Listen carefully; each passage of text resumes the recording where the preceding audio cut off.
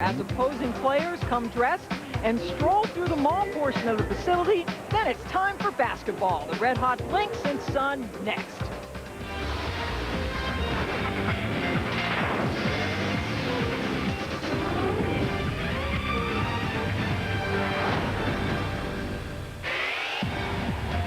In southeastern Connecticut, Minnesota has won 5 straight games. Connecticut, with a win tonight, will be in sole possession of first place in the East. They're coming off a huge win in Detroit yesterday afternoon. Hello and welcome. We're on the road. We're out of the studio. Pam Ward along with Hall of Famer Nancy Lieberman. You talk about Connecticut, you got to start with their talented rookie point guard, Lindsay Whalen. Well, she's absolutely sensational. Over the last 13 games, the Sun are 8-5. I think there might be a little bit of a correlation between Whalen starting the last 13 games and Connecticut going on such a run. They are now tied for first place with Indiana. She's absolutely sensational, passing and leadership. And she had a career-high 18 points in Minnesota last week, but the Lynx won that game. Now for our game announcers, let's set it down to the floor. Dave Pasch and Rebecca Lobo. All right, Pam, thank you very much. And Lindsay Whalen, Pam, is not the only rookie playing in tonight's game that's had a major impact on our team. Rebecca, you talk about Nicole Oldie, and you talk about a player that's really given the Lynx a low-post presence that it hasn't had in previous years. Well, Nicole Oldie has become their low-post go-to player inside. She earned the starting spot in training camp. Since then has proven why she's one of the best rookies in the league. She can do it from the inside. She can also face up from the outside. And to complement Oldie inside game, you've got Katie Smith. She's already taken 109 three-pointers on the season. She's averaging 23.5 points over the last 4 games. And Katie Smith might be the best player on Minnesota's team, but she's not the biggest name. With more on that, here's Ann Schatz. Thank you so very much, Dave. Yes, you said it. Teresa Edwards, the name on this club, the name and face of women's basketball for so many years. Teresa Edwards, the Lynx veteran, just turned 40 years, and she can still bring it. What she also brings to the table, a wealth of experience. 5 Olympic appearances, 4 gold medals. In other words, when she speaks, her players listen on the floor, on the bench. She is special. Dave? Edwards, one of the 5 starters for Minnesota, along with Darling, Smith, Williams, and the aforementioned Oldie. Lindsay Whalen, Katie Douglas, Nikisha Sales leads Connecticut in scoring. Wendy Palmer and Taj McWilliams-Franklin, the second leading scorer and leading rebounder for the Sun. Connecticut atop the Eastern Conference, a record of 12-11.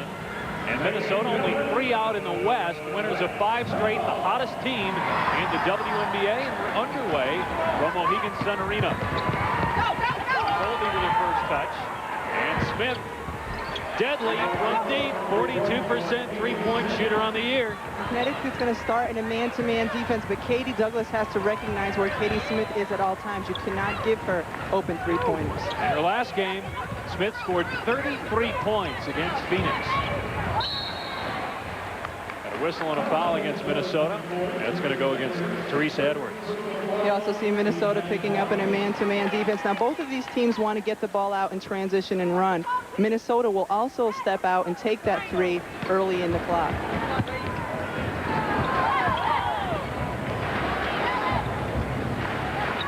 Lindsay Whalen led Minnesota to the Final 4 earlier this year. The first 7 seed in NCAA tournament history to get to the Final 4. 5 on the timer as Douglas drives. Whalen from the corner. And rebounded by Oldie. That's the shot Coach Tebow wants Lindsay Whalen taking. Whenever they have the dribble penetration that draws the defense and they find an open teammate, that's a good shot no matter where it comes in the shot clock. Williams played her college ball at Connecticut. Missing that time. Katie Douglas will rebound. Douglas, 4th-year player out of Purdue, former 10th overall pick by Orlando in 2001. Jump shot goes from Wendy Palmer. Her first points. She's averaging 10 points this season after just 5 points per game last year. Wendy Palmer came back this season in much better shape.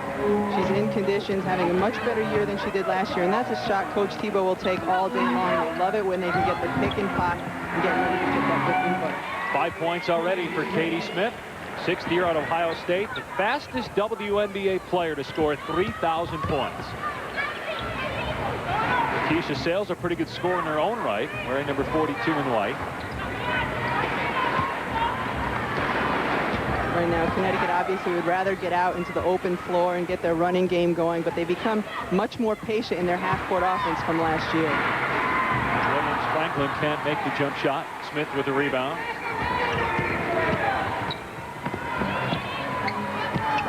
Oldie left free on the backside, and Minnesota has a 5-point lead. And a timeout called by Connecticut head coach Mike Thibault in his second year. Led the Sun to a franchise best 20-18 record a year ago, and in their first playoff appearance went to the Eastern Conference Finals. And it isn't very difficult to read what his lips were saying. Basically, what the heck is going on out there? And Connecticut's been digging themselves some holes early in the season in the first half, just because they haven't been getting back on defense, or they have had some mental lapses, and that's the last thing he wants to see early in this game. That's why he uses the quick timeout. Rebecca, you played for Mike Thibault last year with Connecticut, and it was his first year in women's basketball, and Connecticut had just moved, relocated to Connecticut. And what was it like? It was obviously a different scenario. You had Pee Wee Johnson as the point guard. They traded the veteran in the offseason and then drafted a rookie, Lindsey Whalen, to run this club. Well, it had to be an interesting situation for him to come into, because the core of the team was the same. He was kind of the new guy coming in, teaching a new system. And we talked to him about that a little earlier, and he said it's easier because now he knows exactly what the players can do, and they know his system. Katie Douglas missed the three. And we've got a foul on the floor. Suzie McConnell Serio is also in her second year, like Mike Thibault. And like Thibault, led Minnesota to its first playoff appearance last year. We heard that story earlier on Teresa Edwards from And Shots. Suzie played with Edwards in the Olympics back in '88 and '92. They won gold in '88 and bronze in '92 in the Olympics. Of course, Teresa Edwards is older than Suzie. We asked her what it was like to coach somebody older, and she said it's easy when it's somebody like Teresa. In fact, for Teresa's 40th birthday earlier this week, Suzie McConnell Serio got her a cane. McWilliams-Franklin misses the lefty hook, and Darling corrals. They have not only a cane, but a cane with a change purse and a horn and all the things that, you know, people over the hill need when they turn 40. Lob to Oldie, too far into the basket. Smith, first miss. And an offensive rebound by Tamika Williams. Smith in the paint with 4 members of the Sun around her. Elects to kick out, and that was a good decision. And that last offensive rebound by Tamika Williams, Coach Thibault is looking at the official, because one of the ways Tamika Williams get rebounds is by pushing off, but she's mastered it, so she hardly ever gets called for a foul. Edwards averaging 6 points per game missed, and another offensive rebound from Williams. I have to say that one was legit. She didn't push off to get that. She averages 7 boards per game, does Williams. 3-second violation. And another thing that's hurt the Connecticut Sun when they've dug themselves holes early in the game, it's been letting the other teams get second and third opportunities by getting to the offensive glass. Go ahead. I was going to say it's something Coach Thibault has emphasized in practice, but telling somebody to box out and then boxing out Tamika Williams are 2 different things. Field goals early on. Connecticut just 1 out of 5. Remember, the Sun played yesterday morning as Nikisha Sales misses badly with that 3. Connecticut did win on the road at defending WNBA champion Detroit, but a quick turnaround. They flew back, got in last night to Hartford, drove about an hour to Uncasville, and here they are tonight playing Minnesota. Offensive foul on the Lynx. That's the second foul on Minnesota. Katie Smith off to a great start for the Lynx. 5 of the 7 points for Minnesota, trying for its 6th straight win and looking good early in Connecticut.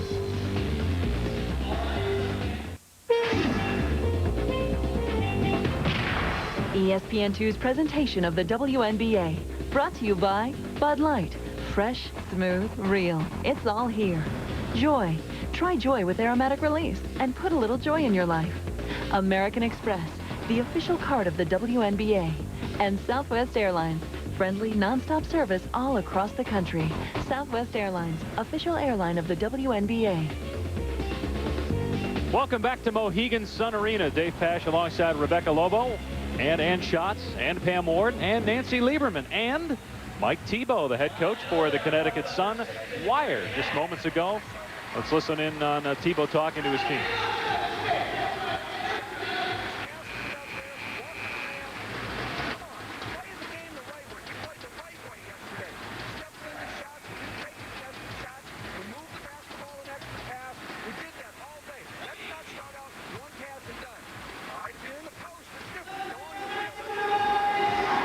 Let's check in with Ann Schatz, who just listened in to Suzie McConnell Serio in the Minnesota huddle. Ann?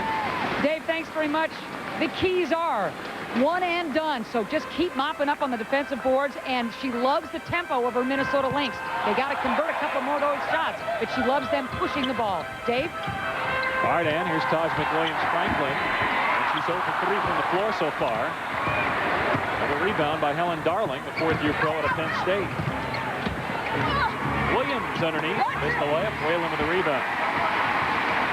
Of course, Suzie McConnell Serio is going to like the tempo because Connecticut hasn't been able to get out and run, whereas her team pushes the ball when they can, and when they don't have the quick opportunity, they've been able to get good shots from the outside. Connecticut has missed its last 5 shots and just 1 for 7 in the game. I was talking to Debbie Black before the game, and she said, we've improved in a lot of areas, she said, but we're basically still a team that when we make shots, we win ball games, and when we don't make shots, we don't win ball games. Travel by Wendy Palmer. So a turnover by the Sun. Wendy Palmer has a stutter step. Generally, she keeps her foot planted, but she takes 2 steps with the other foot. She gets called for a travel, and I think most of the time it's a bad call. How much do you think playing yesterday morning and then having to travel from Detroit here impacts what we're seeing out of Connecticut so far? I think especially a team like Connecticut, which doesn't have a very deep bench, it impacts more than it would a team like Minnesota, who goes much further into their bench. 2 misses underneath by Tamika Williams, but fouled on the second try. Sometimes, Dave, it's not even just the physical nature of the game that wears you out. It's the flight and having to get up the following morning. Your body just doesn't have a whole lot of time to recover to get ready to play. Foul on Palmer, her first, second team foul on Connecticut. Tamika Williams, just a 58% free throw shooter. It's amazing because she's 53% field goal shooter, so usually you're a much better percentage from the free throw line. One of 4 players who attended the University of Connecticut who are playing in this game here tonight. Rebecca Lobo, my broadcast partner, of course, played at UConn and also played for the Sun. How about that? Got quite a Connecticut connection here this afternoon. Quite a Minnesota connection. Lindsay Whalen, the point guard for Connecticut, played her college ball in Minnesota. We'll see Debbie Black later. She grew up in Minnesota. Now playing for the Sun. First basket for Nikisha Sales, and the first field goal in a while for Connecticut. Minnesota's lead cut to 4. And that's what Coach Tebow was talking about in that timeout that we heard, was making the extra pass. Katie, instead of taking the shot, found Nikisha for a little bit more of an open shot. Oldie double team, still muscles it up, but it won't fall. Offensive rebound and put back for Tamika Williams. That's the 3rd offensive rebound for Williams already. And one of the most frustrating things when you're trying to guard Tamika Williams is that you know her bread and butter is to get the offensive rebounds, and you do what you can to keep a body on her, but she's just mastered the art of getting in there. Douglas drives and misses. The putback goes for Palmer. Wendy Palmer has 4 points so far. Quickly on the other end, Teresa Edwards with a basket as Minnesota gets up and runs, something that Connecticut likes to do. Great job by Teresa Edwards, recognizing that Wendy Palmer was guarding her. Wendy is bigger but not quicker, so Teresa was able to get to the other side of the hoop. Saturday when San Antonio plays here in Connecticut at noon on Oxygen, and then next Thursday night, ESPN2, the Sparks in Sacramento meet at 10 p.m. On Saturday, July 31st, Indiana plays in Houston at 4 on ABC. For more WNBA action, go to ESPN.com, search WNBA. Ellen Darling commits the foul, her first personal. The 3 goes from Katie Douglas, who's shooting 36% from behind the arc on the year, the former 2-time All-American at Purdue. That's good for Douglas's confidence. She's struggled a little bit with her outside shot the past few games, so that's what you want to see if you can get your first one to go in. She's now over 1,000 points in her career in the WNBA. Edwards heating up. A 3 from Edwards. She has 5 points. Minnesota's lead is 6. One of the things Connecticut wanted to do was to get back defensively and stop the break, but they would like Minnesota to take a lot of 3-pointers, hoping that they're going to miss a lot, but you can't leave Edwards that wide open. Minnesota right now is playing like a team that has a ton of confidence. And a team that didn't have a game yesterday morning as well. They, of course, had to travel, but two on the shot clock, Douglas missing, but not playing since the weekend makes a big difference. and winning 5 games in a row, Dave, will give you that confidence that really nothing like winning can give you. Edwards driving, looking for another basket. Missed that time. Got her own miss and scores. 7 points for Edwards, who averages just 6 per game.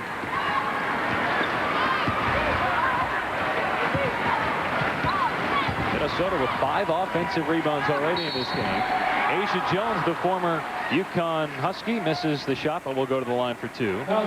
Dave, last week when Connecticut played Minnesota and lost, they gave up too many offensive rebounds. The same thing when they went down to Houston and got basically blown out by Houston is because they were giving up so many offensive rebounds. Whereas for Minnesota, that's their bread and butter. That's what they do, is attack the offensive glass all game long. Tamika Williams commits the foul, her first personal, 14 fouls in Minnesota. Asia Jones, a 90% free throw shooter.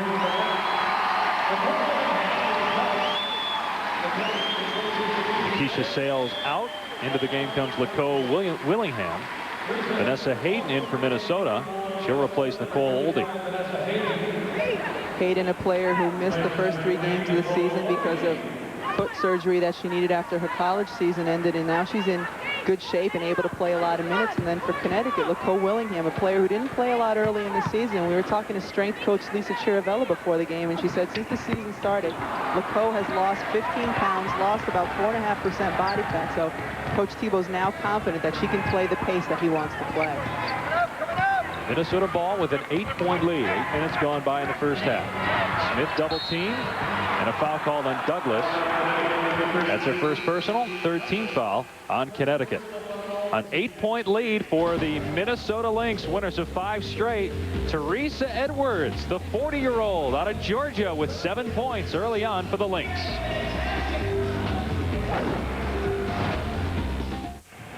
Welcome back. Minnesota leading Connecticut, and 2 weeks from tonight at Radio City Music Hall, the WNBA All-Stars and the USA basketball team going to play at Radio City, and obviously it's not usually a basketball arena. No, we're talking about the Rockettes, and I was lucky as a child growing up in New York to be in this beautiful historic facility. To have the New York Liberty play there is pretty unbelievable. Can you imagine only having fans on one side of the arena, Pammy? And that game again 2 weeks from tonight, that will be on ESPN, and we'll be there. Let's go down today. All right, guys, and so will Taj McWilliams-Franklin and Nikisha Sales, both on the Connecticut Sun and both starting for the WNBA All-Stars as the Sun have a 2-on-1. Douglas all the way, and that cuts the Minnesota lead to 6. That's what Coach Tebow wants out of his team, is to get their running game going. And Dave, when you look at that game at Radio City and just playing there, Connecticut has a chance to play there on the 31st of this month, and my money is on Debbie Black being the first person to end up in the orchestra trying to save a ball out of bounds. That's right. They have a little bit of leeway when they leave the court to chase down a ball, as Wendland makes a gorgeous pass to Asia Jones, but she can't convert. Back down the floor is Abrosimova, and now Darling with the ball. And credit Vanessa Hayden for really running hard to get back to block that shot. Abrosimova, one of those 4 former UConn Huskies playing in this game, missed the shot. Whalen there for the rebound. Svetlana not used to coming off the bench. She's been a starter her whole career, and Suzie McConnell Serio said that's one thing that's been the biggest adjustment for her, is to mentally get accustomed to coming off the bench versus starting. Yeah, she averaged 11 points per game last year, but under 3 points per game this year. Last touch by Connecticut, so it's a Minnesota ball. Moments ago, a terrific pass by Lindsay Whalen, but as you talked about, Rebecca, what a great defensive play by Hayden. Well, everybody running the floor well, and for Hayden, such a big body out there to get down the floor, not to give up on the play. She deserves all the credit for that one.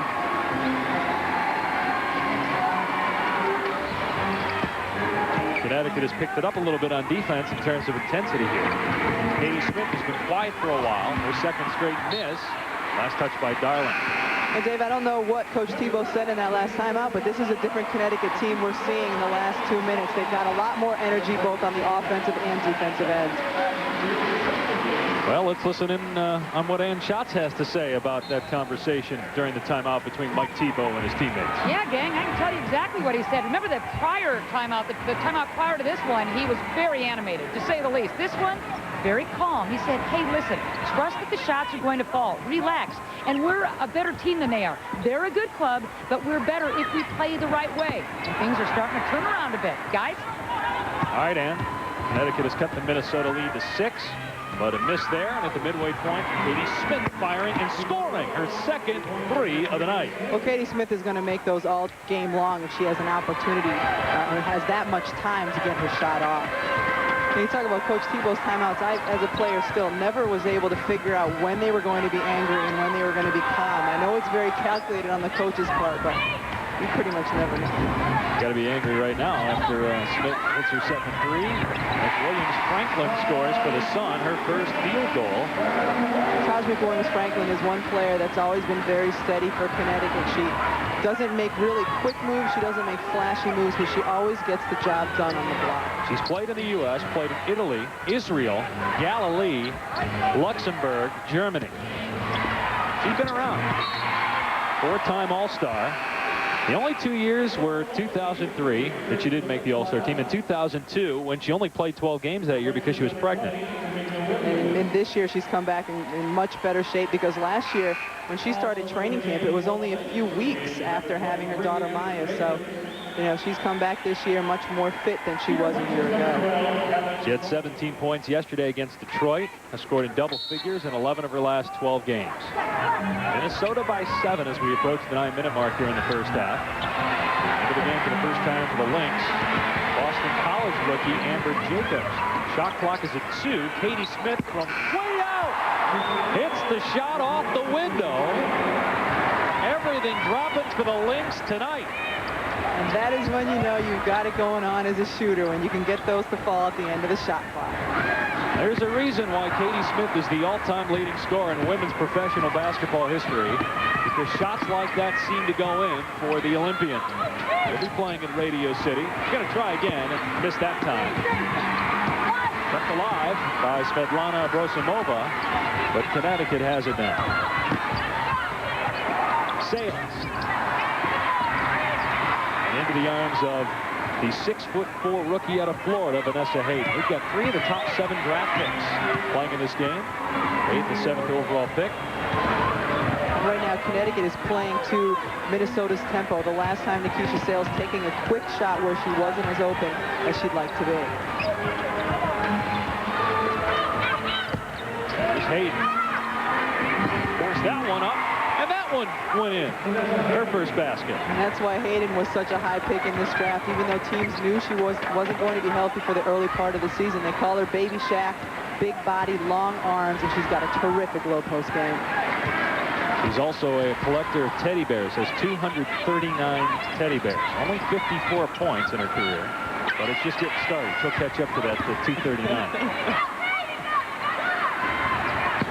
Shot falls for Asia Jones, third year out of Connecticut. Her first basket. The lead back to 10 for the Lynx.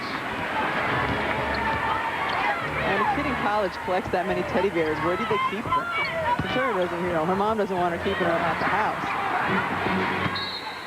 You didn't have any strange collections, Not Rebecca? quite like no? that. Minnesota by 10. 7 minutes and 10 seconds to play. Katie Smith will be playing in the Olympics. The bank is open for Smith, who has 11 points.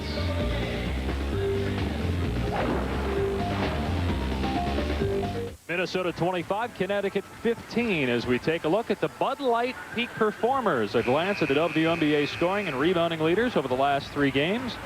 Lisa Leslie and Mwani Mabika for Los Angeles, each with big games recently for the Sparks. Laura Maki, 13 rebounds. She's out of Italy, and she's given Los Angeles a boost. They have the best record right now in the WNBA.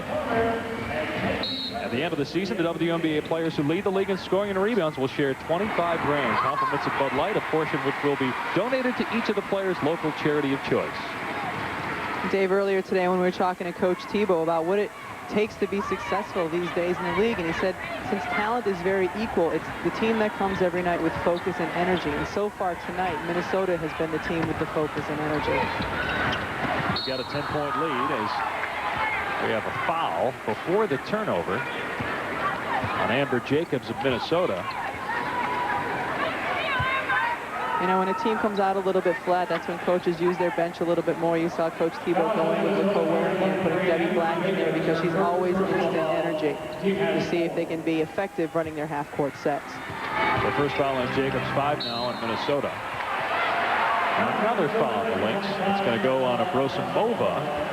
That's her first, and the 16th foul. When you talk about benches, you have to look at Minnesota. They play so many people, and when I asked Suzie McConnell Serio what their #1 asset was this year, she said it was their depth, and it's a depth they haven't had in the past. Well, Rebecca, you look at the last 7 games, they have outscored the opponent's reserves by at least 10 points. That's pretty good. That means you're going to win a lot of games, and they have. They're 6-1 during those 7 games. And not only are you going to win a lot of games, but you have an opportunity to rest some of your starters. And later on in the season, come September and October in playoff time, that's going to be important because those starters will have less wear and tear on their bodies. Just 15 points for Connecticut with just over 6 minutes to play. They picked it up in terms of shooting after a 1-for-7 start. And the reason their shooting numbers have gotten a little better is because they're getting some more offensive rebounds, and they are taking better shots within their offensive sets. Wendy Palmer now with 6 points.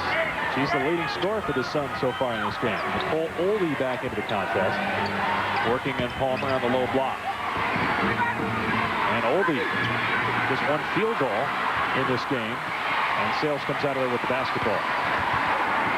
Oldie is one of those players in the scouting report, you know she wants to go to her left shoulder every time, but it doesn't matter. Sometimes she puts so many fakes together, she's still able to get a shot up.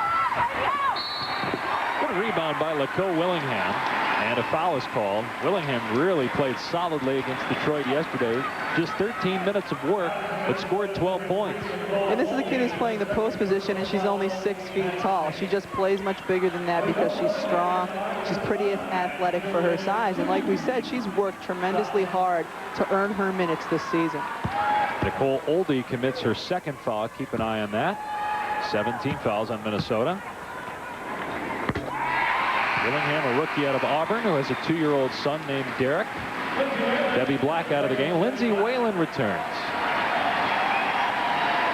When Whalen and Connecticut last played Minnesota, that game was at the Target Center, and they drew close to 17,000 fans for that game. A homecoming for Whalen. And you know what hype is all about when you come out of college, Rebecca, playing in Connecticut. And it's kind of the same way in Minnesota for Whalen. When she goes there, it's like when you played here in Connecticut, or Tamika Williams returns. Oh, very much the same. I mean, she is an icon back in Minnesota, and I've got relatives in Minnesota, and, you know, all anybody wants to talk about when I go there is how's Lindsay Whalen doing, and these are people who never paid attention to women's basketball before this past college season. It really helps that her senior year happened to be the season where she led her team to the Final Four. You look at a player like Katie Smith, did very well as a freshman at Ohio State in terms of leading her team deep into the NCAA tournament, but then they weren't as prominent in the college basketball scene. And Smith hits another 3, giving her 14 points. But as you can see tonight right here on national TV,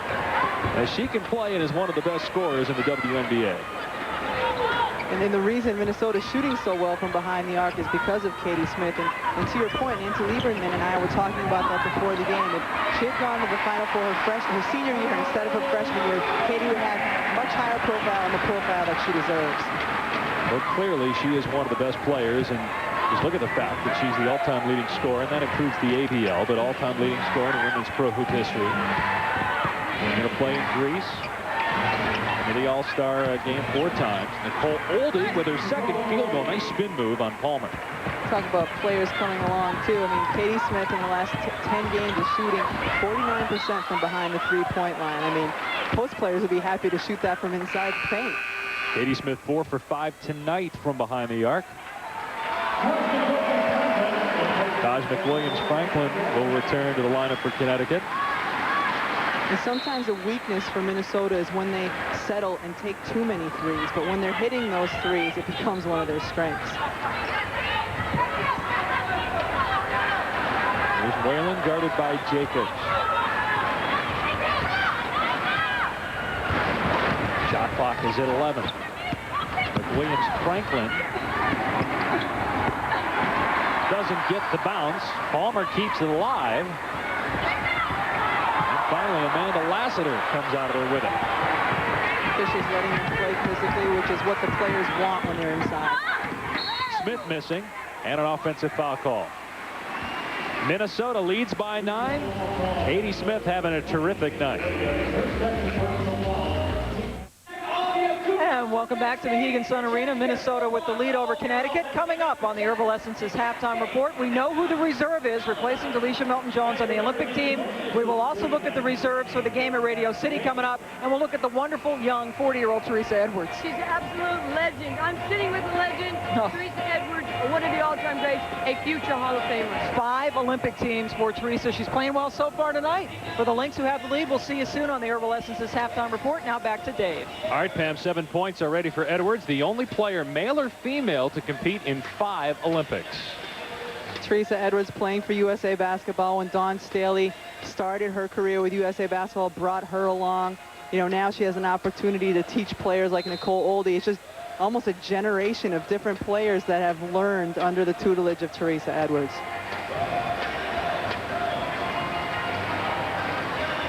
Minnesota 5 out of 8 from three-point land in this game. Big reason why they have a 9-point lead.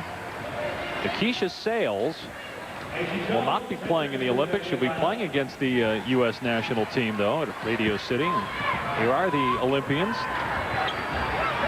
Alicia Milton-Jones, of course, not playing. And Cheryl Sweeps is 50-50 right now because of an injury, whether she'll make the trip to Athens.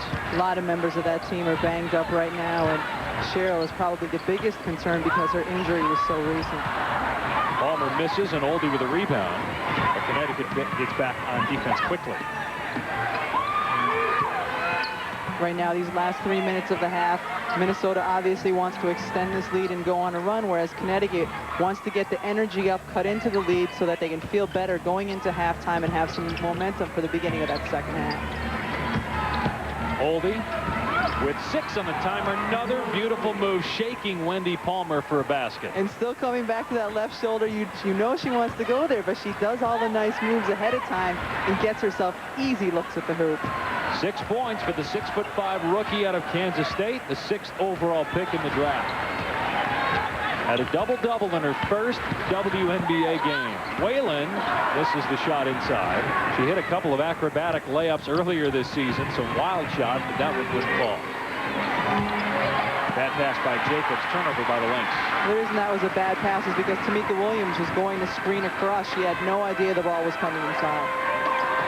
Lee Palmer wide open, she doesn't shoot. That time she had her shot blocked by Lassiter. Good recovery by Palmer. Shot clock is at 10. Now it's down to 5. Whalen from way up. She needed to go bank like Katie Smith did on the other end when the shot clock was going down. Mike Tebow's team down 11 to Minnesota. Oldie driving again. What a block by Taj McWilliams-Franklin, but a nice save by Williams. And people like to hear you compare the women's players to the men's players. They say, you know, what does an Oldie play like? And she plays like a Tim Duncan. I mean, she can face the basket, but she has such patience and great footwork. If you take a look, she comes to the inside, feels where the defender is, and just makes the move, makes the defender react, and then makes Wendy Palmer react, and able to get the easy look. I mean, this is a rookie, and this kid already has her footwork down. Isn't Tim Duncan kind of the blueprint? You see so many WNBA centers that play like Duncan plays. It's probably because, you know, it's nothing flashy, it's not above the rim, it's just good fundamental basketball. Nice dish by Whalen. Unable to finish is Willingham. And then Whalen took the ball off the face, but she's all right. Last touch by Darling in Minnesota. She disagrees with official Michael Price. Great hustle by both teams, picked it up a notch, and you'll see Nikisha going after the ball and right off of Whalen's mug, but it does go off of Helen Darling. And the reason it goes off of Helen is because Nikisha does a great job of hitting it off so they can retain possession. Whalen from Hutchinson, Minnesota. She is a tough cookie. Play player who come into this league. I mean, the toughest position to come in and start as a rookie is the point guard position. And we've had so many good rookies this year, whether it's Lindsay Whalen, Diana Taurasi, taking on that role very effectively. And she's taking over for an Olympian, Shannon Johnson, a trade that surprised many last year as Douglas scores inside. Just the second field goal in the last 12 tries for Connecticut. 7 now for Douglas. Right now, Connecticut is missing a lot of layups. They've had the chance to get the second looks like Katie did, but they've been missing a lot. With these 20 seconds, let's find out how Nicole Oldie spends her time off the court. And shots caught up with her before the game for our Dasani timeout. 1986. How old were you in that year when Teresa Edwards graduated from Georgia? I was 4. Lord. MTV or VH1? MTV. Do you want to pimp your ride? I gotta get a ride first. Maybe she can borrow your ride, Rebecca. Well, that's a great thing about these young guys, you know. You wonder, how's she going to answer that? She's going to get rims, she's going to get this and that. She's like, I just need a car. Well, I think if she continues down this current path, she'll be able to buy plenty of cars. And right now, not boding well this end of the half for Connecticut. They're only 4-10 when they trail at the half. Hayden lost the handle. Turnover by Minnesota. You know, Connecticut has this deficit, and they've gotten into trouble in a lot of the first half of the season, and it's because they haven't been shooting well. I mean, you take a look. They just made 2 of their last 13, and they're not difficult shots. A lot of those are shots within the lane, and some of them have even been wide open layups. About a 15-second difference between the game and shot clocks. Whalen all the way to the basket. There's that acrobatic attempt. Wouldn't drop for her, but should go to the line for a pair. And those are the shots that usually fall for Lindsay, and she's shooting them almost from her knee. She brings the ball so low when she takes it into the lane. Foul on Darling. That's her second personal. And Connecticut wants Lindsay Whalen taking the ball to the bucket because she makes good decisions, but you see how low she shoots that ball from, but she shields it with her body, and that's why she draws the foul instead of getting blocked. 76% free throw shooting. Whalen is going to go back to the University of Minnesota and graduate this fall. She said she has 3 classes left in order to finish her degree. 2 points now for Lindsay Whalen. Nikisha Sales was laughing with her. She said, you know, you should have been able to count this summer as the internship you have to do since you're a sports management major. Game clock under 20 seconds. Minnesota can hold for 1.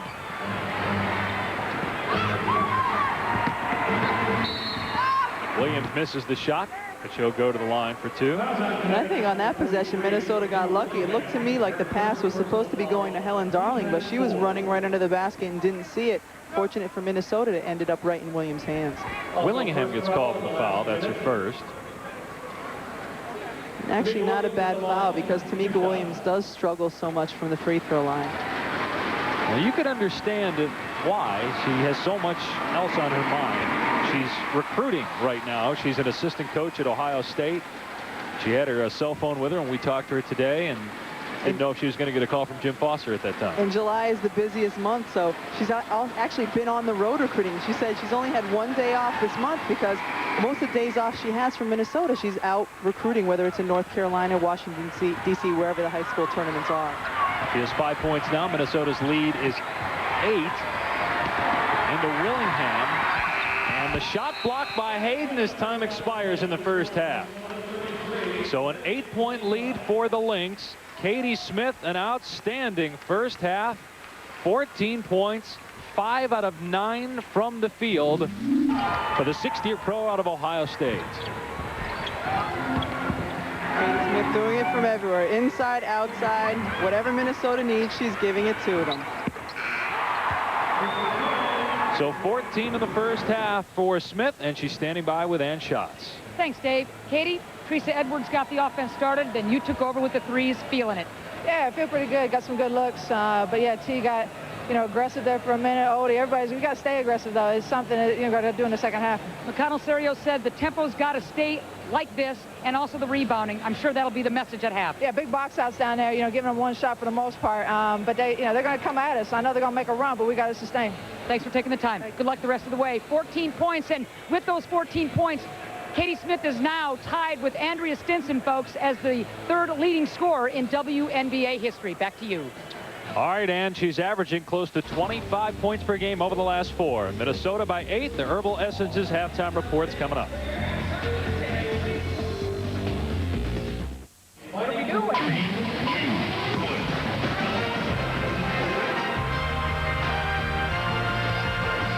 Welcome to the Herbal Essences halftime report. Minnesota leading Connecticut 33-25 at the break.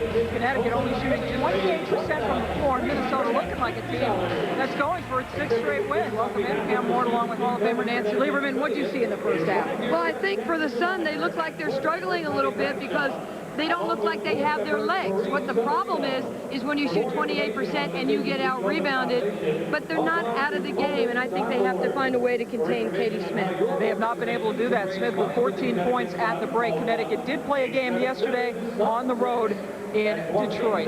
Now, there has been a change on the U.S. Olympic team. Delisha Milton-Jones out with a torn ACL, and today the official announcement came down. Ruth Riley of the Detroit Shock will replace Delisha and has been named now to the Olympic team that will represent us in Athens this summer. And Ruth Riley joins us now. Ruth, first off, congratulations. I know it must be a thrill, but you were part of the core team with the U.S. national team. Were you disappointed that you weren't named to the Olympic squad in the first place? Well, I think it's a little disappointment only because it's athletes' highest achievement, you know, and so to be so close and to not make it at first was a little disappointing, but I'm extremely excited to be there now. Ruth, hi, this is Nancy Lieberman. How are you doing? Congratulations on your selection. I look at what happened on that national team, and where do you think you fit for Van Chancellor and a chance to win gold in, you know, when you go to Athens?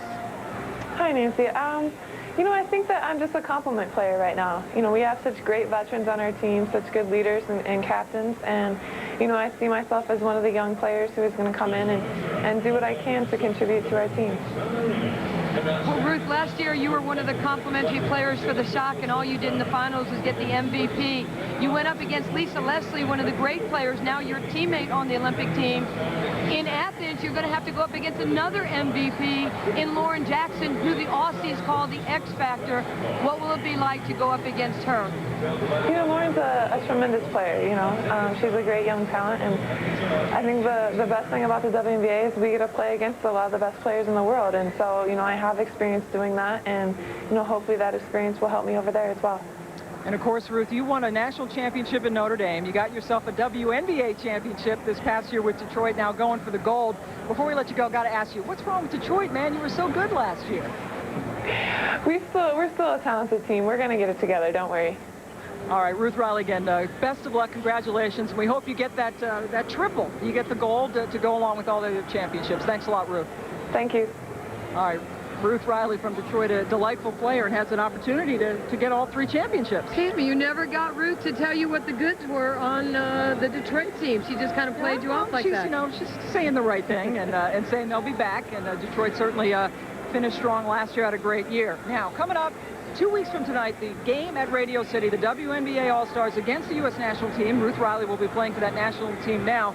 And here are a look at the reserves who were named today. I think this is a marvelous list of reserves. You got Mabika, Deanna Nolan, one of the great players for the Shock, Becky Hammond. I am so proud of Allison Feaster from the Sting, and of course the great Natalie Williams, who's been an Olympian before.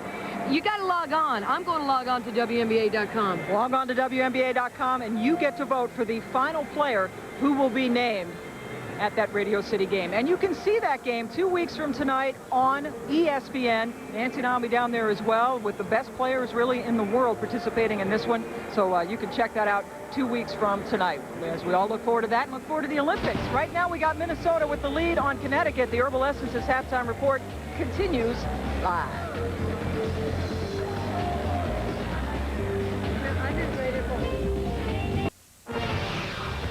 33-25, Minnesota leading Connecticut here at the half at Mohegan Sun Arena. 14 points for Katie Smith. Time now to look at our Crest colorful moments, and as you might suspect, Katie Smith's a part of them. I tell you what, she is absolutely amazing. If I'm Katie Smith, I'm going to shoot as many threes as I can because I lead the WNBA in threes made. So if you're guarding her, you got to read the scouting report. You can't let her shoot uncontested threes like that. She's an Olympian. She's a future Hall of Famer. And she's lighting up the Connecticut Sun right now. 14 points in the first half. So it's no doubt that she is part of the Crest Colorful Moments. You talked about being an Olympian. Katie Smith is an Olympian now, but Teresa Edwards got everybody beat. 5 Olympic teams for her. She has 7 points in only 8 minutes tonight. Dana Jacobson has more.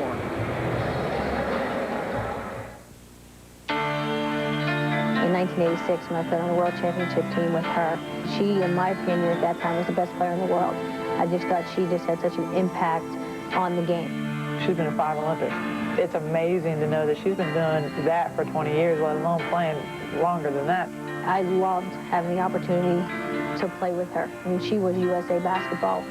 And who is USA basketball? The Minnesota Lynx Teresa Edwards, the most decorated player in USA basketball history, boasting 5 Olympic medals, 153 wins, and only 8 losses. Teresa cherishes her association with Team USA. It means a lot because it has been the catalyst in my career. It has propelled me to the highest heights to make the Olympic team. What's to say that you were definitely one of the best the world had to offer. USA basketball has been my life. It's going to be weird this time around, you know, not being there. But Teresa's Lynx teammate Katie Smith will be there. Together they won Olympic gold in 2000, and Katie feels privileged to have the legend by her side in Minnesota. You kind of look at her now and like, oh, she's our teammate, you know, playing with the Lynx, but then you're like, she's the best in the world, you know what I mean? So you got to kind of check yourself. As she turns 40, Teresa maintains a youthful outlook. They keep me very young. And I have a lot of kid in me. 'Cause, I mean, that's my comfort zone. You know, being in a gym, hearing the balls bounce, and I have a lot of fun. A lot of fun. She's our grandma, yeah. We always clown her. And we have a somewhat young team, but she kind of bounces out that average. She makes it boost it up a little bit with that 40. As a former Olympic teammate, Lynx coach Suzie McConnell Serio understands the value of having Teresa on her team. You can't teach experience, and she brings a great deal of experience, and these players, when she tells them something, they listen. While she relishes her role as a leader, Teresa acknowledges her playing days are coming to an end, and she's thankful for all that the game has given her. This is a gift that I've had. I just enjoy playing basketball and what it gives me when I do play, and it has shaped my character as well as, you know, defined who I am today. And basketball has just been my life, and, you know, what comes next is the hardest part, I think.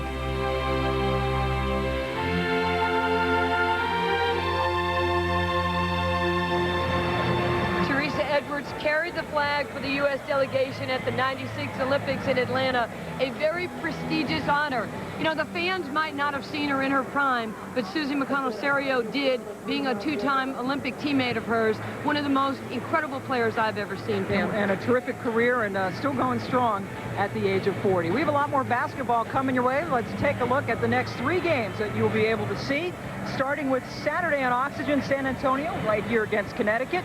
Then next Thursday, a shoot-around, no shoot-around at 10 Eastern time, excuse me, the Sparks at Sacramento. And then on Saturday, the 31st, it's Indiana at Houston. We'll see if Cheryl Swoops, a probable Olympian, could get herself healthy. Right here, it is 33-25 in favor of the Lynx. Katie Douglas, though, trying to shoot Connecticut back into this game. We'll be back with the second half. This has been the Herbal Essences halftime report. Go to break.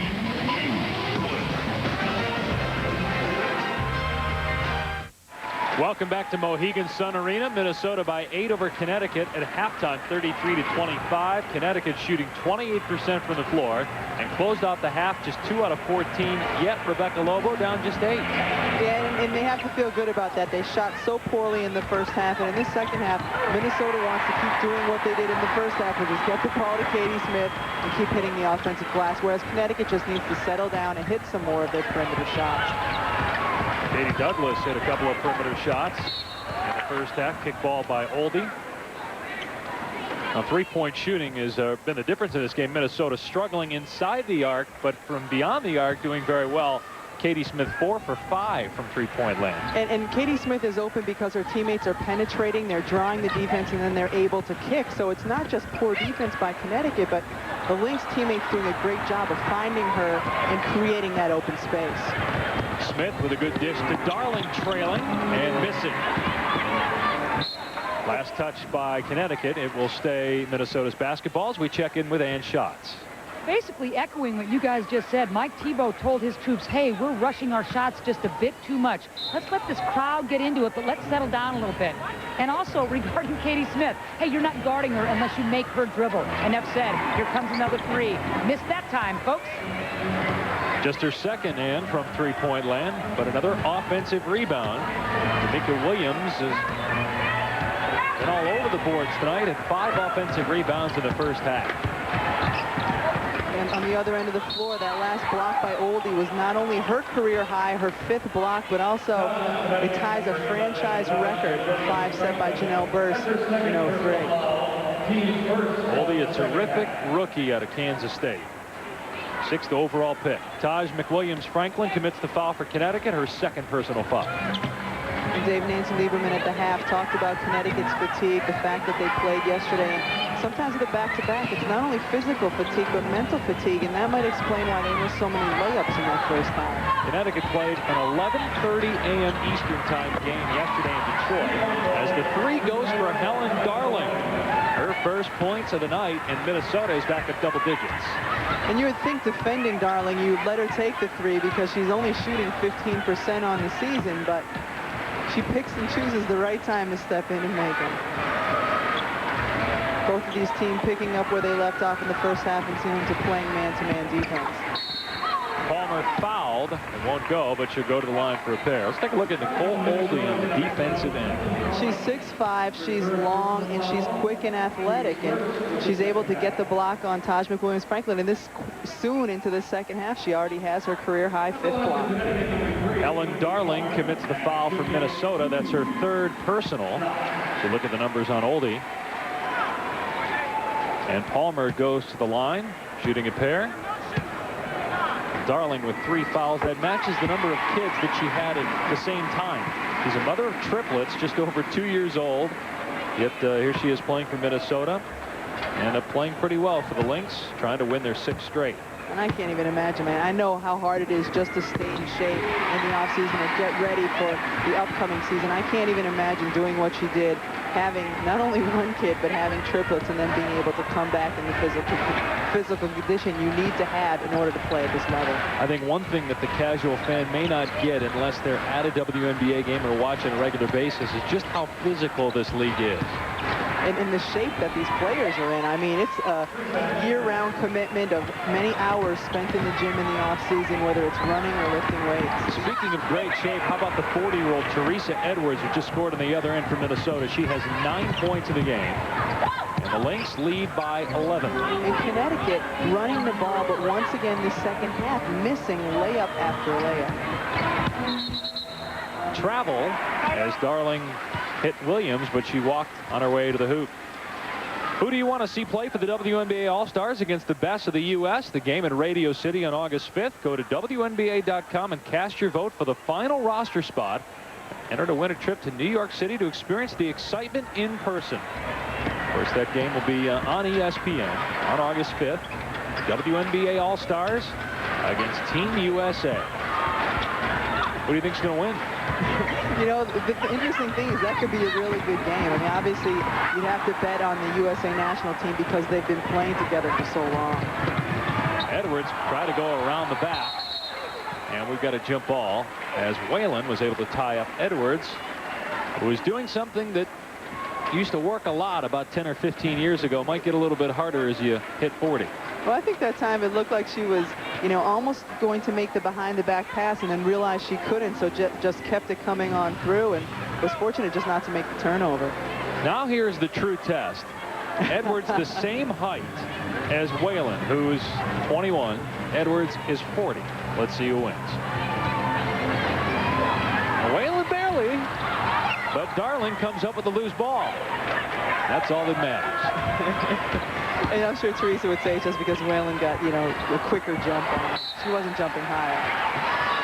And, you know, Dave, we talk about that game at Radio City, and all of the players who are playing in the WNBA have played in all kinds of gyms, played overseas in different environments, but nobody has played in an environment like that when you're up on a stage. You've got the orchestra pit, you've got everything else. It's going to be a lot of fun for the players and for the people who have a chance to watch some of those games at Radio City. It'll be a great send-off for Team USA as Whalen nails the three. First field goal of the night for Lindsay Whalen. 5 points for the rookie out of Minnesota. And I think Connecticut right now needs for her to look to be more offensive-minded, whether it's looking for that open three or driving to the lane. Darling is fouled on her way to the basket.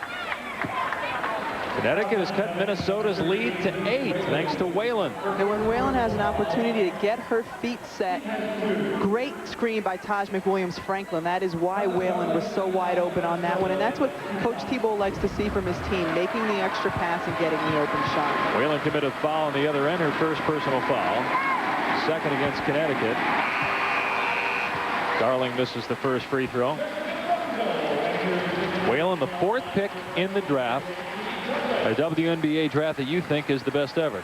I think it's what most people think is the best ever. Such a heralded class coming out of college. And take a look at Whalen, and we were talking to Suzie McConnell Serio earlier today, and I was asking her how often she hears people in Minnesota talk about why they didn't get a chance to move up and draft Whalen. And she says, we hear it every day, and we're going to hear it every day, unless for somehow Whalen ends up on our team. There's actually a website that's related to bringing Lindsay back home to Minnesota, and they've got message boards. People log on, and the whole purpose of the website is to try to get people to jump on the bandwagon to get Lindsay Whalen back home, but it's not going to happen. And Edwards hops up after falling to the floor, but the 40-year-old looks to be okay. She'll have to take a seat, though, for the moment. Looked like either she ran into another player or hit the floor hard, but she's trying to get around the screens and, you know, just gets tripped up a little bit. But you see her going to the end of the bench, and she looks like she's okay. Mika Williams against Wendy Palmer. Minnesota wins the tap. Katie Smith on the other end. 16 points now for Smith. The lead back to 11 for the Lynx. Both of these teams like to run, and both of them like to shoot the three-point shot. So whoever can make the most threes and get out in transition will have the edge this second half. We talked about the athleticism of Lindsay Whalen around the basket. Another great shot by the rookie. And she's a great decision maker. When she gets in there, if she had drawn a double team, she would have been able to find her open teammate and dish it back out. Whalen with 7 points. Keisha Sales, who's been quiet in this game, just 2 points, gets fouled. Lindsay Whalen getting it going here in the second half. She has the Sun within 9 points, 41-32, as Whalen with another acrobatic move around the hoop.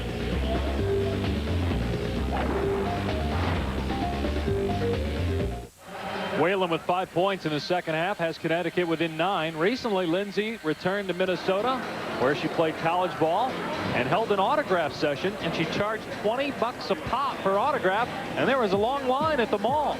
Well, when she went back, there were people lined up that really a first opportunity that the fans had to say thank you for everything she did for the University of Minnesota's program. And, you know, you look at Lindsay, and these guys are on a rookie salary. They're not making a lot of money. So when she has an opportunity to supplement her income and she goes back home, she's going to do that. Whalen with 7 points in the game, 5 rebounds, and 3 assists. Let's check in with Ann Schatz.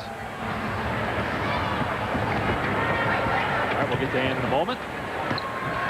Connecticut down 9. Still have yet to lead in this game. Darling is out now with 4 fouls, and Amber Jacobs, the rookie from Boston College, is in the game and has to guard Whalen. 3 won't go from the corner by Jessica Brungo.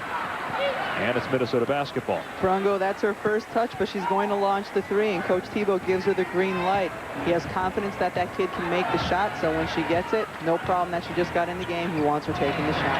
And shots, what do you got for us? Let's see if this baby's working. Okay, now we're talking. Last time out, so indicative of the relationship between Whalen and Debbie Black. You know, the first game of the season, Mike Thibault went with the veteran. Debbie Black is the starter. Black goes into the locker room after the game and says to Coach Thibault, hey, you know what? Whalen needs to be starting. She's the future star of this club. That last time out, as Katie Smith hits the 3, it was Black Tebow, and Whalen all doing the talking. Back to you. Black, such a classy player, Rebecca. 6th year in the WNBA, graduated from St. Joe's back in 1988. And Debbie's going to be a coach one day, and I had a chance to talk to her, and she said she loves playing with Lindsay because Lindsay wants to learn. She'll talk to her. She comes to her to get some advice, and Debbie knows that she only has a year or 2 left in her career, and she's wanting to teach the young kid as much as she can. Wendy Palmer having a terrific night for Connecticut. 10 points for the veteran out of Virginia, and it's a 10-point game. I'll tell you what, last year when I was playing for the Sun, if you don't want to get an earful during the game, you don't sit next to Debbie on the bench. You go sit somewhere else because she's coaching the entire time. Debbie Black once had a quadruple double in the ABL. Oldie on the drive, missed the bank shot. Williams with another offensive rebound and stick back. She has 6 offensive rebounds in this game. Williams makes the game look so easy. She doesn't take tough shots. She doesn't do anything that's difficult. She just gets to the offensive glass and gets layups as a result. Jacobs with the save. Last touch by Connecticut. Boy, Nikisha Sales has only taken 4 shots, just 2 points. And if she can get going, Connecticut can get back in this game. But she's going to go to the bench right now. And she's a player that needs to get some touches. She needs to get into the rhythm. She makes pretty good decisions when to shoot, when to drive, and when to pass. But if she's not getting the touches, she doesn't have an opportunity to make those decisions. Jacobs will set it up. 6 minutes gone by in the second half. Minnesota trying to win its 6th straight game, which would be the longest winning streak in the WNBA this year. Got a foul on the floor against Connecticut. It's going to go against Asia Jones. And there's Nikisha getting an earful from Debbie Black. You know, but it's frustrating. I know just Nikisha likes to get up and down the floor. She's at her best when she can get into the running game. And whenever you're out there and you don't feel like you're contributing or getting the touches, it can be very frustrating. And sometimes the best thing for you is to sit down, gather yourself, and then you have an opportunity when you go back in to do what you want to do. Smith to Jacobs just inside the arc. And Rosamova tracks it down and saves it to Jacobs. Misses the shot, and Whalen with a rebound. Rosamova still struggling. Can't get much to fall this season. 0 for 4 in this game. Take a look at the field goal shooting. Minnesota doing a much better job getting the ball to fall. It helps when you can get offensive rebounds like that one, and that's what Minnesota with Tamika Williams has been doing all game long, and what Connecticut needs to do better these last 13 minutes. Brungo's first points. Rookie from Penn State. Connecticut within 10 again. Katie Smith, 5 for 7. Now 6 for 8 from three-point land. And there's nothing you can do about that. Katie Douglas was right in her face, had her hand up. That was just unstoppable on the part of Katie Smith. She the most unheralded player in the WNBA? Very close to being one of them. She's every coach and every player respects Katie Smith and knows what she can do, but not enough people, not enough fans on the outside know about this player. Whalen fails to answer the 3. Minnesota trying to build on its largest lead of the night, 13 points. And credit Minnesota all game long. They've been very patient in their half-court sets. They've run the ball on the weak side and they wait for something to develop, and then when they miss the shot, they've got Tamika Williams to get the offensive rebound. Oldie again too strong on the shot. Another offensive rebound for Tamika Williams, and she's fouled. Terrific night for Katie Smith, 6 for 8 from behind the arc. And just take a look at this defense. Katie Douglas is exactly where she needs to be, has her hands up. You have to respect the drive by Katie Smith. She has just, you know, an inch of room. She takes it, and it's going to be money. Goes to the bench. Back in, Teresa Edwards, so she's okay.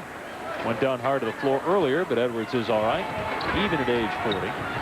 She's going to get mad at me. I think I've mentioned that 5 times now she's 40. Well, she says that Tamika Williams every single day since she's turned 40 makes sure to bring it up to her. So I don't think you're saying it nearly as much as her teammates are. But she said, you know, it's my teammates that are keeping me young. Being around these young guys and their energy and enthusiasm is what does it for her. Tamika Williams is a class clown, but you can get away with that when you're as good a rebounder as Williams is. 8 offensive rebounds for Williams. Minnesota by 13. The Lynx leading by 13 here in Connecticut. The WNBA has had an outstanding conjunction, a great relationship with the Suzie McConnell Foundation. Breast Health Auction, the 5th annual Breast Health Auction starts tomorrow, and you can get great items like this. This is a great jersey of the Sun, and it's autographed right here. You can't see it, by Lindsay Whalen. So go out there, and really, this is something that's very important for the Komen Foundation. That's right. They're going to find a cure. And this is from the WNBA Draft Day jersey. You can also bet on Diana Taurasi's, Elena Beard.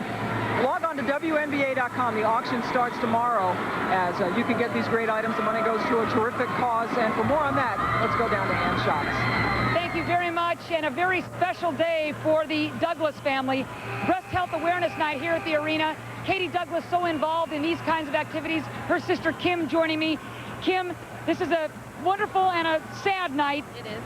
Their mother died of breast cancer years ago, and I know it's touched your heart, but you've been very involved in just keeping the education flowing and keeping everybody in the know about breast cancer and how to beat it. Absolutely. We make sure that, I mean, I've already had a mammogram, and I'm 33 today. I want to make sure that anyone that's out there, I mean, test early. I mean, they can do so much anymore. And I mean, my mom was tested early, but I mean, you just need to do your part to make sure that you're going to be okay. Katie speaks of you as the rock of the family after your mom passed. Quite a compliment.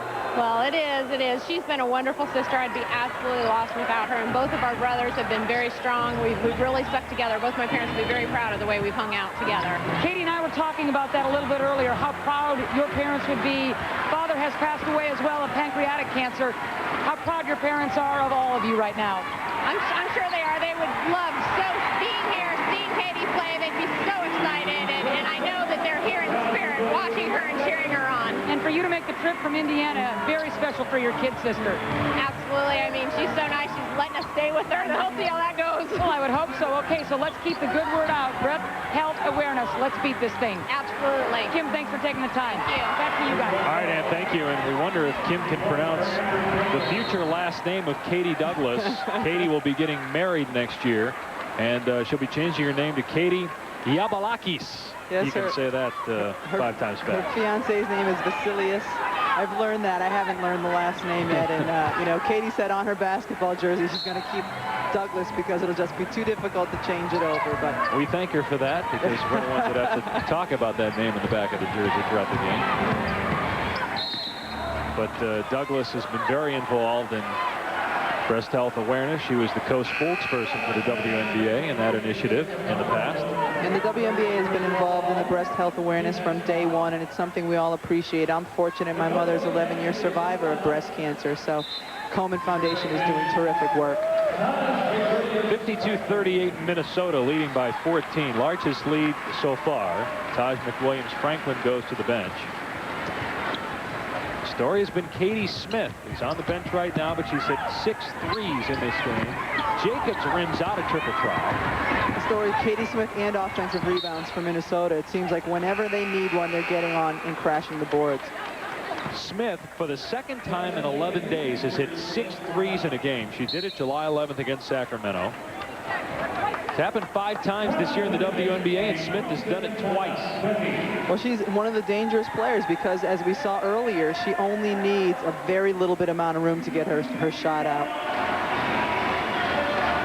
Time now for our secret strong play of the game. And who else would we focus on here? The veteran Katie Smith. I wonder where she's going to be taking the shot from. But she keeps her head up the whole time. She's looking to make the pass if she has an open teammate, and then she knows she's got the green light whenever she wants to take that shot. That's the secret strong play of the game. One of those threes banked in from about 28 feet. That's when you knew she was going to have a good game, is early in the first half when you can get a banker to fall at the end of the shot clock. It's a team that really didn't need any kind of boost in terms of confidence because they had a ton coming in, winners of 5 straight. And unless Connecticut starts to score some points in the last 10.5 minutes, it'll be 6 in a row. There's a foul on Oldie, and that'll be your 3rd personal foul. Connecticut's happy to see that foul, not only because it adds 1 to Oldie's total, but Debbie Black came up limping a little bit. This gives her an opportunity to walk off whatever she did to her little body. The fiery Debbie Black. I've never met a harder worker in my life. That's a kid who, even whether she's playing 40 minutes or 20 minutes, the day of the game, she's in on the treadmill, she's lifting weights. She says she feels like it gives her an edge, that she's doing something that nobody else is. Asia Jones misses a shot, rebounded by Abrosimova. Edwards on the other end. No foul called on Debbie Black for some reason. Edwards missed the shot. A great pass by Abrosimova. That's not an easy pass to make with two hands over your head. Douglas / Yabalakis misses the three. And a 2-on-1 for Minnesota. Hayden scores. And right now, you wonder if that fatigue is setting in a little bit more. Connecticut not having their legs on their outside shot. They're also not getting back in transition the way they normally would. Connecticut head coach Mike Thibault was ticked off from the get-go. I'm surprised the coach's still on, because he was mad right at the outset, especially considering the way Connecticut played yesterday, beating the world champs on the road. Well, coaches can live with missing shots. What they can't live with is when they don't think you're playing with the same level of effort. They don't feel like you're playing smart, and especially when you've done the things that you're supposed to do just a day ago.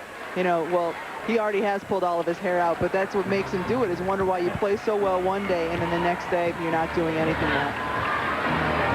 Thibault in his second year at the helm. Former assistant coach in Milwaukee Bucks, longtime scout in the NBA as well. Great pass. And Oldie scores off the dish from Abrosimova. And Oldie moves so well without the basketball, and the reason she was able to get that shot, she continued moving and therefore got wide open. 8 points for Oldie, averaging 11 per game, as we have a foul on Minnesota on the other end. Check out the ball movement by Minnesota. And Svetlana Abrosimova takes one dribble inside, draws the two defenders, and you know, it helps that Sveta's 6'2". She's able to see over the defenders and get the ball to Oldie. You've had a chance to watch a lot of games this year. Minnesota the best team in the WNBA right now. It's hard to say, because I've seen some teams play really well on certain nights. I've seen Detroit play really well. I've also seen them play poorly. The same with Seattle. So I haven't seen a team that's just been consistently great, except probably for LA, and that's the reason they have the lead they have in the West. Amazing. You look at the East, and there's a game and a half that separates top and bottom after Indiana lost earlier today. Right now, Indiana and Connecticut are tied for first at 12 and 11. Connecticut is so good against the Eastern Conference 10-2 that they have the tiebreaker. Where Connecticut has struggled is against teams like Minnesota from the Western Conference, where they're just 2 and 9. But the opposite was true last year. Last year Connecticut was successful against the Western Conference and not against the East. But you look at Connecticut right now, and the reason they're in first place is because they have the tiebreakers with Indiana, with Detroit, and with Washington. A log jam in the East, the West a little bit more spread out. Minnesota 3 back of LA coming into tonight. We'll see the Sparks next Thursday on ESPN2. Los Angeles travels to play the Monarchs in Sacramento. You take a look at the Western Conference, and right now the hottest team is Minnesota. You know, they've won the 5 in a row. They're looking for 6 tonight, and as we've seen this evening, they're just playing great team ball, very unselfishly. They've got the nice rotation coming in off the bench. They've really firing on all cylinders now that the young guys have had a chance to gel a little bit with the veterans.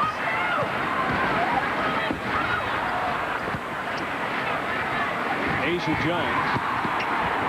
Good save by Sales. Nikisha getting a little bit more involved the last 2 possessions offensively. Rebound by Willingham. Can't get it to go, but she'll go to the line. And that's how Connecticut's going to get back into dig into this lead, is by getting to the offensive glass when they don't have an opportunity to run and get those quick baskets to get the second and third opportunities. Third foul on Amber Jacobs. And Laco Willingham will go to the free throw line. And until recently, Connecticut pretty much had a 3-post rotation. They had Wendy Palmer and Taj McWilliams-Franklin starting, and then Asia Jones was the only other post coming off the bench. Well, now that Willingham has gotten herself into better shape, Coach Thibault has the opportunity and the option to bring another post player in.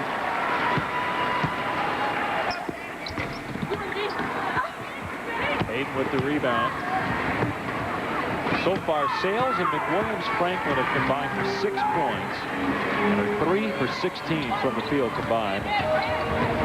You need to say any more about why this team trails by 16 points at this juncture? It's indicative of the woes they've had all evening. Not able to score, not able to hit layups. They're just not having a good shooting night.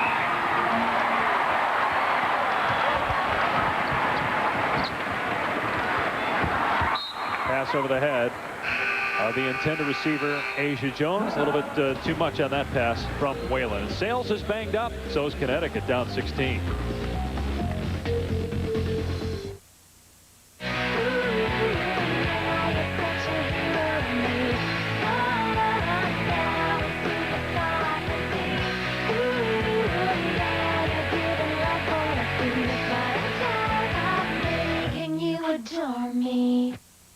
Katie Smith has been the story tonight for Minnesota in search of its 6th straight win. Right now leading by 16. 22 points for Smith.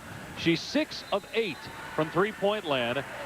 And you compare her numbers with those from Nikisha Sales. Only 4 points for Sales, and now she's banged up. Hurt her knee. Had to go to the locker room.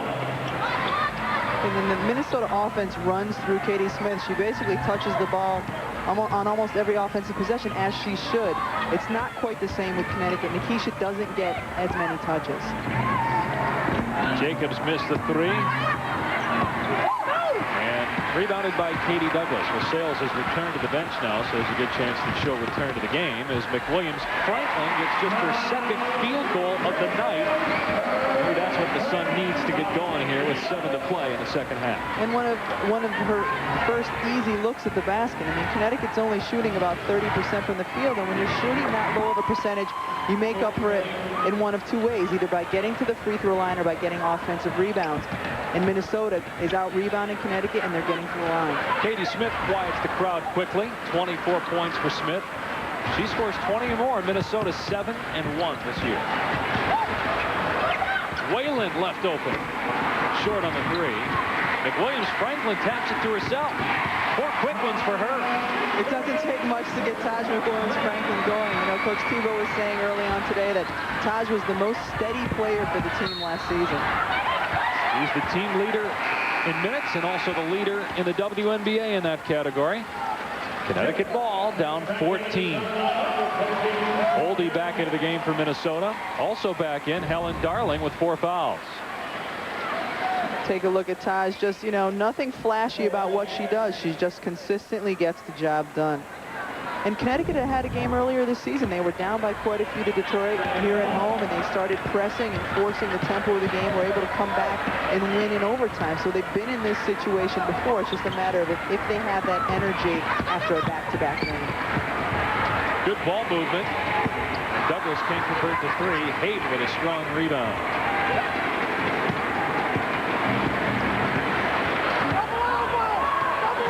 To watch Debbie Black when she gets up near somebody like Vanessa Hayden, who's easily twice the size. And Debbie will stick her face in there. She's got her nose broken countless times because she's not afraid of any contact. How about that turnaround by Vanessa Hayden, getting better every game seemingly. 6 points now for the 7th overall pick in the draft out of Florida. And the 2 rookie post players from Minnesota have such different styles. Oldie is a little bit more finesse, more athletic.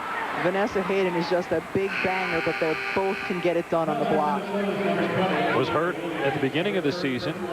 SEC Defensive Player of the Year. Tamika Williams commits the foul, her 3rd personal foul. And Hayden's going to go to the bench right now, replaced by Oldie.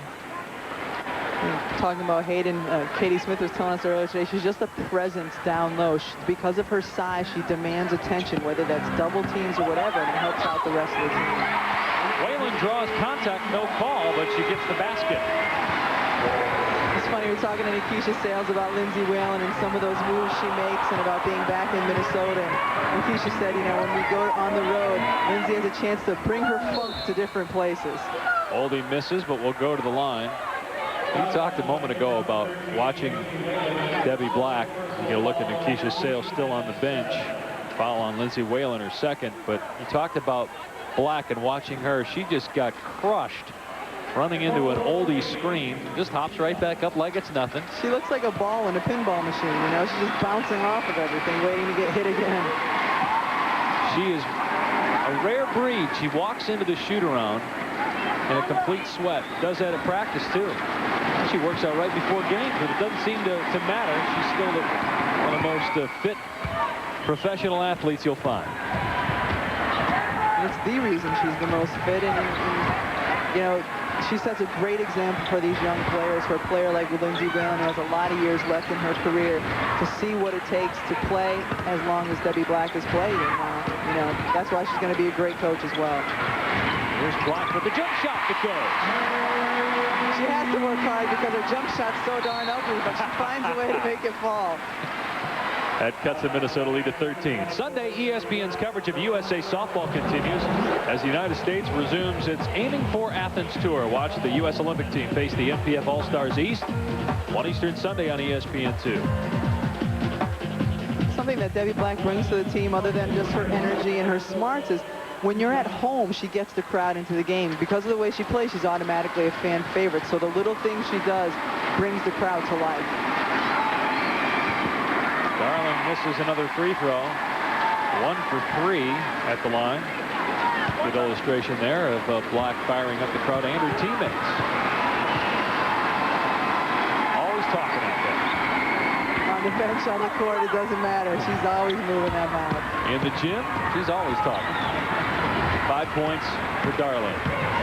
Minnesota is 50% for the free throw line, but you see they're getting there more often than Connecticut. That's an example of showing that they're being a little bit more aggressive. But again, for Connecticut to cut into this lead, if their shots don't fall, they've got to find a way to get to the free throw line. Each team has only one player in double figures. Palmer leads the Sun with 10 points, but the problem is the other 4 starters don't have as many points as Katie Smith. And it's fine if only one starter's in double figures if they have 20 or more points, but to only have 10, to barely be in double figures, you know, Connecticut just needs a lot of other people to step up and help with the scoring.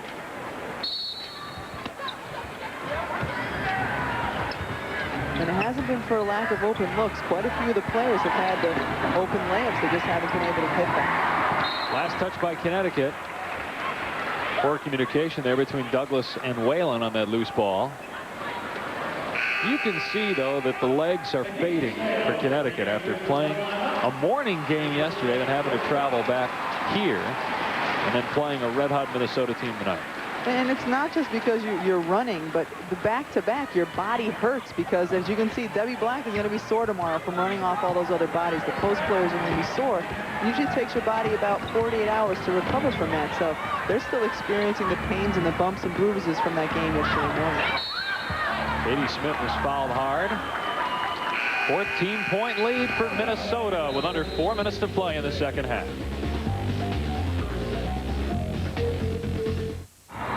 Katie Smith is climbing up on the WNBA's all-time scoring list. She has passed Andrea Stinson, now 3,277 points, third all-time in the league in scoring. She's remarkable. Well, she might be third on the list, but it's not too bad the company she keeps. Lisa Leslie, number 1. Tina Thompson, number 2. You're in a category that not many players are in. And keep in mind, too, that Katie has played in 40 fewer games than Tina Thompson, 46 fewer games than Lisa Leslie. That's why she's got 24 points, 6 for 9 from 3. All right, so number 3 and moving on up as we take it down to Dave. All right, Pam and Nancy, fastest WNBA player to 3,000 points. Remember, Team USA will play in Greece next month. Don't forget, up next month, August 5th, will be Team USA against the WNBA All-Stars at Radio City here on ESPN as Smith gets point number 25 tonight. Dave, coaches say you live and die by the three-point shot, and tonight Minnesota shooting 50%, and when you have Katie Smith shooting the threes, you're willing to live by the three-point shot. So 10 assists for Connecticut in this game. And Connecticut's a team that when they're successful, they have closer to 20 assists. It's a, you know, they rely on one another to get open and to make passes like TJ just made right there. You know, but it's a team that doesn't have a lot of one-on-one breakdown players, so they need those assists. You could also be the best passing team in the world, but if you can't make shots, you're not going to get assists, obviously. That's been the story tonight for Connecticut. Right around 32% in this game. Minnesota also shooting under 40%, but the difference has been the threes. Again, Minnesota shooting 50%, Connecticut only shooting around 16% from behind the arc. Smith off the screen, doesn't get the roll, but will go to the line for a pair. At this stage of the game, Katie Douglas is like, what am I supposed to do? I've done everything I'm supposed to do defensively, and Katie Smith is still scoring. Katie Douglas commits to foul, her second personal, 8th on Connecticut.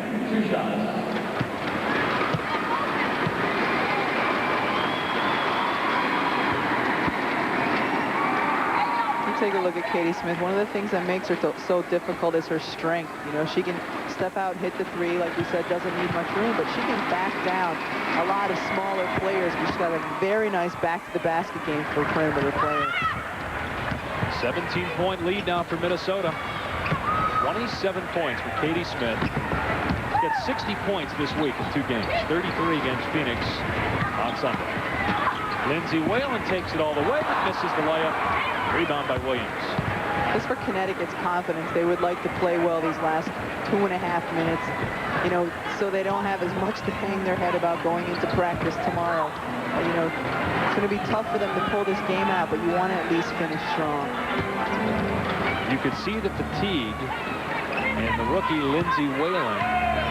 Didn't play many back-to-back games in college, especially playing a morning game one day and then a night game the next day. Speaking of Lindsay Whalen, winner of today's Cascade Dish and Assist. 4 helpers tonight for Lindsay Whalen, even though her team is struggling, down 17.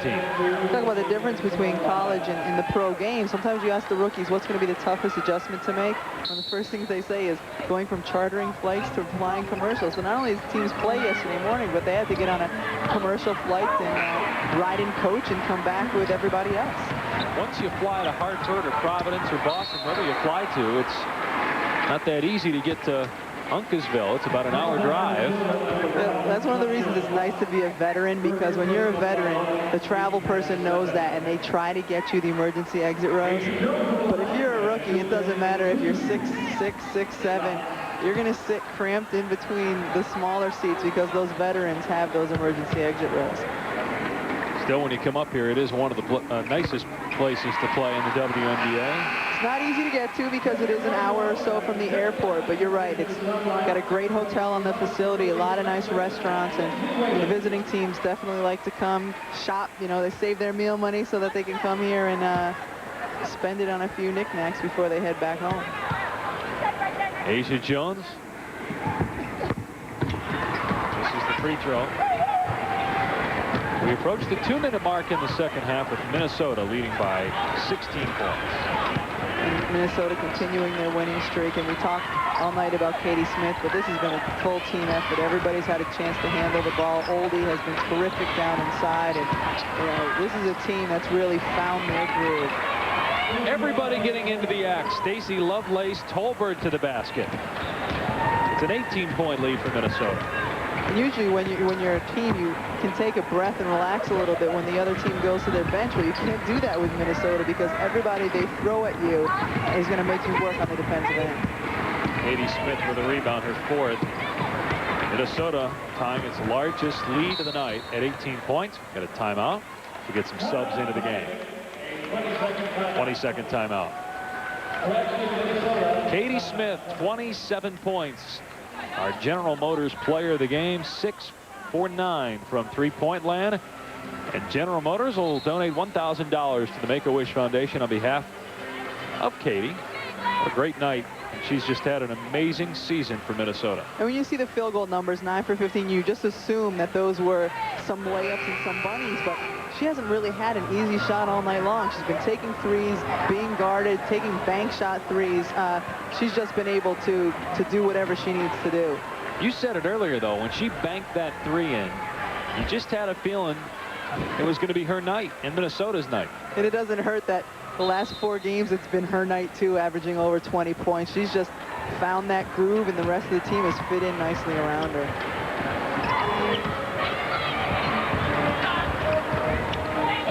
Early in the season, Suzie McConnell Serio talked in the newspapers that she needed Katie Smith to be more aggressive and to be more offensive-minded, but you can't find much criticism of Katie Smith's offensive game this past month. Shot clock at 2 and a 3-second violation against Lovelace Tolbert. Suzie McConnell Serio's done a great job with Minnesota. Led them to their first playoff appearance last year. She's only 4 years removed now from playing in the WNBA with Cleveland. And it's nice because she's been there. She's one of the few coaches who played in the WNBA. So she has an opportunity to step out. She knows what it's like to play back-to-backs and how your body feels. And she knows what it's like to be a player in this league. Laco Willingham, the rookie out of Auburn, scores inside. 7 points. for Willingham. 19 points in the last 2 games. She's a player that Mike Thibault will be able to count on down the road. They think she has a tremendous upside. She's only a rookie, and this is the first year that they've had a chance to have her and work with her and have a strength and conditioning coach work with her. And they just feel that this kid could be really, really good in the future. Butts kept it alive, and a reset for Jacobs.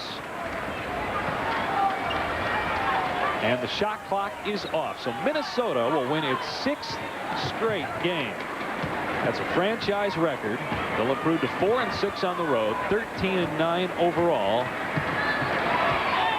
Debbie Black's not stepping off at all. She's still right up in her grill playing defense. Final score, Minnesota 68, Connecticut 52. Katie Smith, 27 points in the win. We'll be back to Mohegan Sun Arena after this. Welcome back to Uncasville, Connecticut, where the Minnesota Lynx have stretched their winning streak to 6 games, beating Connecticut 68-52. Dave Pasch and Rebecca Lobo. Rebecca, final thoughts on Minnesota's impressive win? Well, right now Minnesota's 3rd in the West, but right now I think they're the most dangerous team. They're on this 6-game winning streak. They're looking terrific. Connecticut needs to regroup, but one nice thing about the Eastern Conference, everything's so jumbled up. They have time. They can still make a nice run before that Olympic break. 6 teams now with 6-game winning streaks this season. Minnesota is one of them. The Lynx knock off the Connecticut Sun on the road tonight by the final score of 68-52. WNBA coverage continues on ESPN2 next Thursday. The Sparks and the Monarchs coming up next. College cheerleading from Orlando, Florida. For Rebecca Lobo and our entire crew, Dave Pasch saying so long.